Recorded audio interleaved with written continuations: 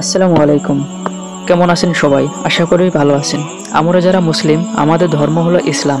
ইসলাম ধর্মের কিছু গুরুত্বপূর্ণ বিষয় আমাদের জানা দরকার, যা আমরা অনেকেই জানি না। যেমন, ইসলাম ধর্মের প্রথম নবী কে ছিলেন? এটি জানতে হলে ভিডিওটি সম্পূর্ণ দেখুন।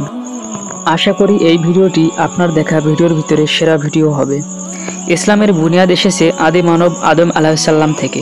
কারণ ইসলাম মানে কেবল একটি ধর্ম নয়, আল্লাহর প্রতি একানিষ্ঠতা, আত্মসমর্পণ। আর এই পথে প্রথম যিনি ছিলেন, তিনিই ছিলেন মানবজাতির প্রথম নবী, হযরত আদম আলাইসাল্লাম। আল্লাহ তাআলা প্রথমে হযরত আদম আলাইসাল্লামকে মাটি থেকে সৃষ্টি করেন এবং তাকে জান্নাতে স্থান দেন। পরে তার সঙ্গিনী হাওয়া আলাইসাল্লামকে আদম আলাইসাল্লাম এর পাঁজরের হাড় থেকে সৃষ্টি করেন। তারা দুজনেই জান্নাতে একত্রে বসবাস করতে থাকেন। তবে আল্লাহ তাআলা তাদেরকে একটি বিশেষ গাছের নিকট যেতে নিষেধ করেন, কিন্তু তারা শয়তানের প্রবঞ্চনায় ওই গাছের ফল খেয়ে ফেলে। আর এই গাছের ফল খাওয়ার শাস্তি হিসেবে আল্লাহ তাআলা তাদেরকে পৃথিবীতে প্রেরণ করেন। ভিডিওটি ভালো লাগলে অবশ্যই আমাদের চ্যানেলটিকে সাবস্ক্রাইব করুন, লাইক করুন, শেয়ার করুন এবং কমেন্টে আপনার মতামত জানান।